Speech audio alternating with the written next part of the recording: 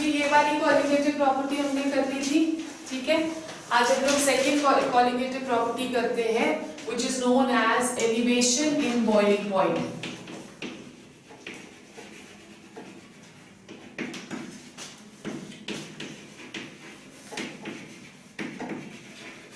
Elevation in boiling point का मतलब क्या हुआ कि बॉइलिंग जब हम एक नॉन वॉलेटाइल सोल्यूट डालते हैं किसी भी सॉल्यूशन में तो उसका बॉइलिंग पॉइंट इंक्रीज हो जाता है, उसे हम एलिवेशन इन बॉइलिंग पॉइंट बुलाते हैं, राइट। सो उसके लिए सबसे पहले अंडरस्टैंड करते हैं कि बॉइलिंग पॉइंट क्या होता है।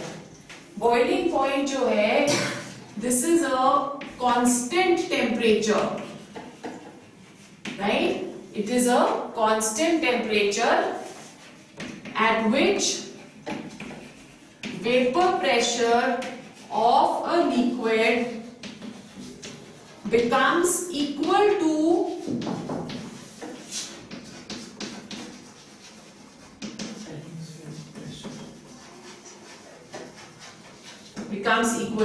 atmospheric pressure, ठीक है। So boiling point क्या हुआ? It is the constant temperature at which vapor pressure of a liquid becomes equal to atmospheric pressure। Already हमने फर्स्ट कोलिगेटिव प्रॉपर्टी में क्या पढ़ा है कि अगर हम एक नॉन वॉलेटाइल सोल्यूट डालते हैं तो उसका जो वेपर प्रेशर है वो कम हो गया। अगर उसका वेपर प्रेशर कम हो गया तो हमें ज्यादा टेम्परेचर चाहिए to make the vapour pressure be equal to the atmospheric pressure. इसलिए जो बॉइलिंग पॉइंट होता है वो क्या होता है, that is going to increase, क्योंकि वेपर प्रेशर लो हो गया है। ग्राफिकली भी हम इसको एक्सप्लेन कर सकते हैं। अगर हम एक ग्राफ ड्रॉ करते हैं between vapour pressure and temperature, right. So let's say कि इस तरह से हमने पहले पढ़ा था कि जैसे जैसे टेम्परेचर बढ़ता जाएगा वैसे वैसे वेपर प्रेशर बढ़ता जाएगा। तो ये ग्राफ यही शो कर रहा है, टेम्परेचर बढ़ रहा है तो वेपर प्रेशर भी बढ़ रहा है। तो हम बोलते हैं कि ये वेपर प्रेशर है एक सॉल्वेंट का, ठीक है। अब लेट्स से इस वेपर प्रेशर पे या इस टेम्परेचर पे vapour pressure of the solvent becomes equal to the atmospheric pressure. तो ये वाला जो टेम्परेचर होगा that will be the boiling point of the pure solvent TB not, ठीक है। जब हमने इसमें एक नॉन वॉलेटाइल सोल्यूट डाला तो देखते हैं कि इसका ग्राफ जो है वो इस तरह से हो गया।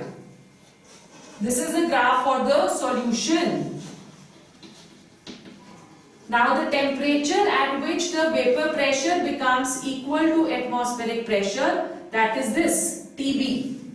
This is the vapor pressure of the solution, ठीक है। प्योर सॉल्वेंट का वेपर प्रेशर ये था, सॉल्यूशन का वेपर प्रेशर ये हो गया, तो चेंज इन वेपर प्रेशर क्या होगा, that is going to be equal to delta TB, ठीक है। So we say that delta TB that is known as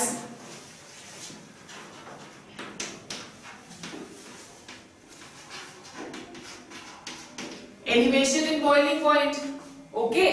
और delta TB is the difference between the boiling point of the solution and the boiling point of the pure solvent। So delta TB that is equal to TB minus TB naught, ठीक है। It is said mathematically delta TB is directly proportional to molarity, okay। और हम बोल सकते हैं delta TB that is equal to KB into N, right। जहां पे जो ये KB है this is known as molar elevation constant, right. KB is a constant, so इसको हम बुलाते हैं मोलर एलिवेशन कांस्टेंट, या हम इसको एक और नाम देते हैं एब्यूलियोस्कोपिक कांस्टेंट, ओके। अब KB जो है उसकी हर एक सॉल्वेंट की वैल्यू अलग होती है। जैसे अगर हम Kb वाटर का लेंगे तो वाटर की वैल्यू अलग है, Kb बेंजीन लेते हैं तो बेंजीन की वैल्यू अलग है, तो हर एक Kb की value that is going to be different, right. अब यहाँ पे हम मोलालिटी के वैल्यू को एक्सप्रेशन में कन्वर्ट करते हैं, तो डेल्टा Tb क्या आ जाएगा, that will be equal to Kb into Wb into 1000 upon Nb into Wa. This is what molality is, right? So इस एक्सप्रेशन से आप क्या कैलकुलेट कर सकते हो, molecular mass of the non volatile solute, ठीक है। समटाइम्स Kb आपको क्वेश्चन में सपोज नहीं दिया रखा, तो तब आप Kb की वैल्यू कैसे फाइंड करोगे, तो उसके लिए भी एक फॉर्मूला है, Kb that is equal to R Tb square upon delta H vaporisation into 1000, ठीक है। अगर सपोज आपको Kb की वैल्यू नहीं दे रखी तो हम Kb की वैल्यू इस फॉर्मूला से फाइंड कर सकते हैं, जहां पे R जो है that is the gas constant, Tb that is the Tb not ले लो, यहाँ पे Tb not is the boiling point of the pure solvent, ठीक है, upon delta H vaporisation, it is the enthalpy change when 1 mole of a liquid changes into its vapour state, so उसकी value आपको दे रखी होगी question में, तो आप easily Kb की वैल्यू कैलकुलेट कर सकते हो, ठीक है। सो ये सेकंड कॉलिगेटिव प्रॉपर्टी है, एक्सप्रेशन याद करना जरूरी। अब क्वेश्चन आ सकता है कि why elevation in boiling point is a colligative property, तो अगर आप इस वाले एक्सप्रेशन में देखते हो तो यहाँ पे Kb कांस्टेंट हो गया, ठीक है, 1000 कांस्टेंट हो गया, वेट ऑफ द सॉल्वेंट भी कांस्टेंट हो गया, तो किसके ऊपर वो डिपेंड कर रहा है, it is only depending upon the number of moles of the solute, therefore it is a colligative property. Have you understood? उसी तरह से हमारे पास नेक्स्ट आता है which is number 2, depression in freezing point, the third colligative property, depression in freezing point. So let's understand the third one, depression in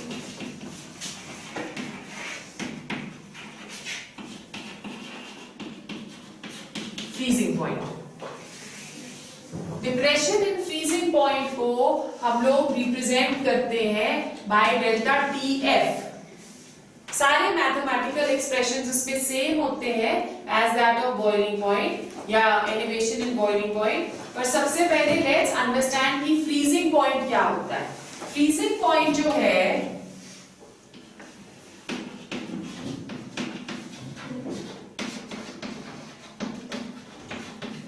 freezing point is that temperature at which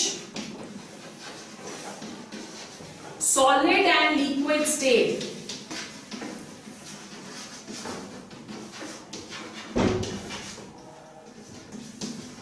coexist, ठीक है। इस temperature पे दोनों solid और liquid state coexist करते हैं।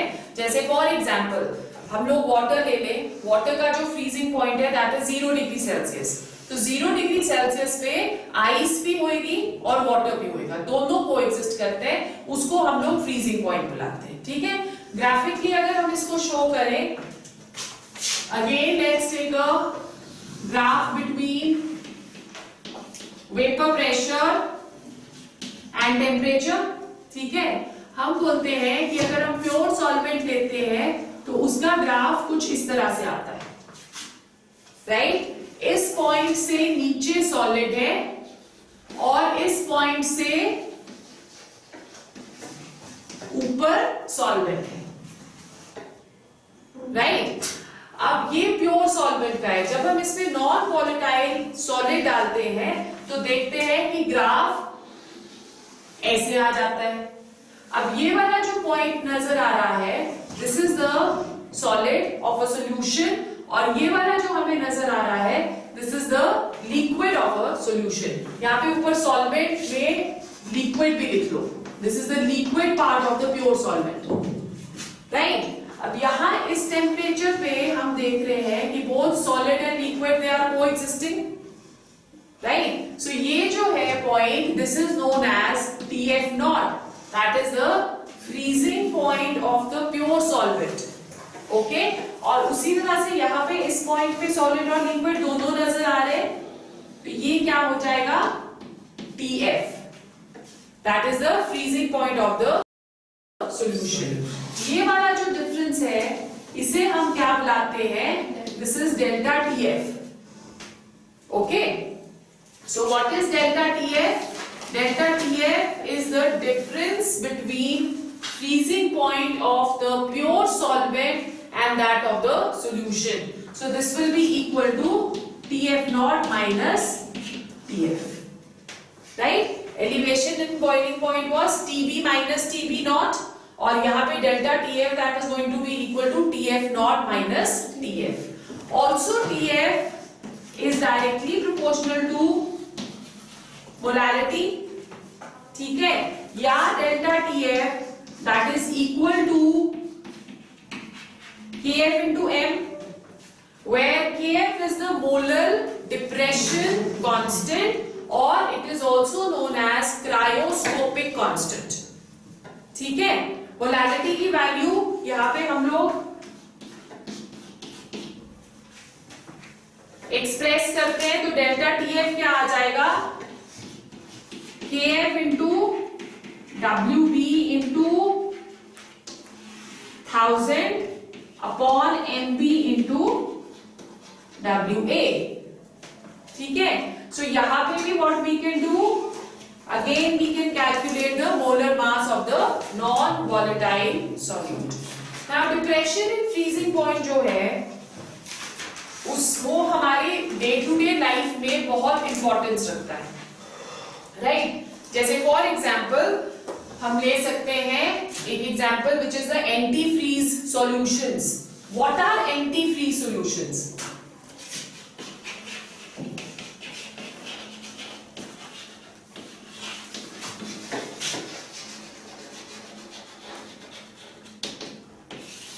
Anti for free solutions क्या होते हैं कि जो हमारी कार्स होती है ना, व्हीकल्स होती है, उसके अंदर जब इंजन चलता है तो इंजन गर्म हो जाता है. उस इंजन को ठंडा रखने के लिए या उसका टेम्परेचर कंट्रोल रखने के लिए उसमें हम रेडिएटर्स रखते हैं, ठीक है? बेसिकली उस रेडिएटर्स का क्या काम होता है कि flow of the water that keeps going on around the engine, as a result of which जो इंजन है वो ठंडा रहे, राइट? पर क्या होगा कि अगर हमने उसके अंदर पानी लिया है तो जैसे टेम्परेचर बहुत ही कम हो जाएगा, बिलो 0 डिग्री चला जाएगा, जैसे कि यहाँ शिमला में चला जाता है विंटर्स में -4 -5 तक चला जाता है, तो वो जो वाटर है उसके अंदर वो फ्रीज हो जाएगा. It will become ice. If it becomes ice it will not be able to flow around the engine, ठीक है? तो उसके लिए क्या करना पड़ता है कि जो वाटर है उसके फ्रीजिंग पॉइंट को हम डिप्रेस करते हैं. डिप्रेस कैसे करेंगे? By putting a solute in it, a non volatile solute डालेंगे तो उसका जो फ्रीजिंग पॉइंट है वो कम हो जाएगा, ठीक है?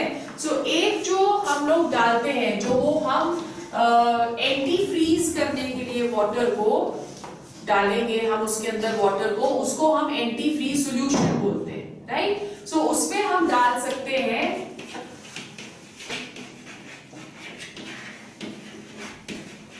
Ethylene glycol.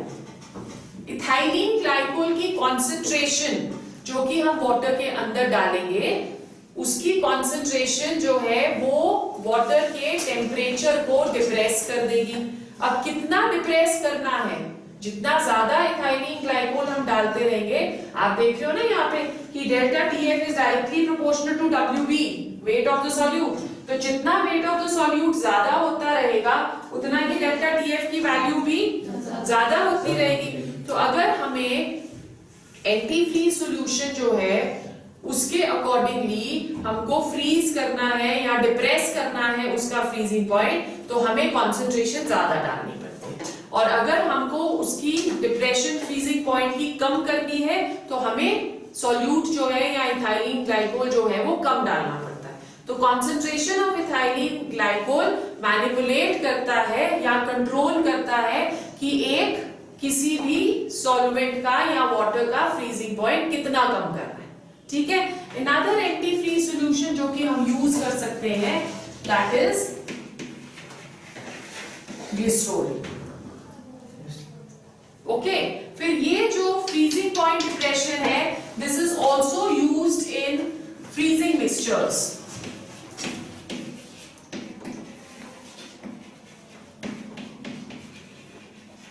फ्रीजिंग मिक्सचर्स क्या हुए?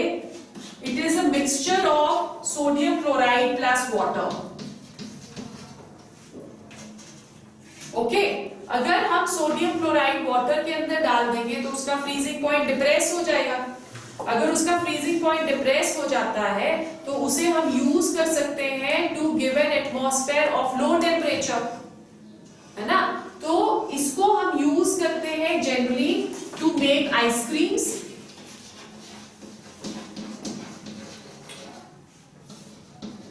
आइसक्रीम्स में ये फ्रीजिंग मिक्सचर डाला जाता है। और दूसरा, अगर लेबोरेटरी में हमें टेम्परेचर कंडीशंस बिलो 0 डिग्री रखनी है, टेम्परेचर बिलो 0 डिग्री रखनी है तो तब भी इस मिक्सचर को हम यूज करते हैं, राइट। ये जो फ्रीजिंग मिक्सचर है ये टेम्परेचर को या फ्रीजिंग पॉइंट को डिप्रेस कर सकता है at as low as -33 degree Celsius. इतने कम तक उसको टेम्परेचर को कर सकता है। ऑब्वियसली किसके ऊपर डिपेंड करेगा, जितना हम NaCl ज्यादा डालेंगे उतना ही डिप्रेशन ज्यादा होगा, उतना ही low temperature can be attained, ठीक है। So these are the 2 qualitative properties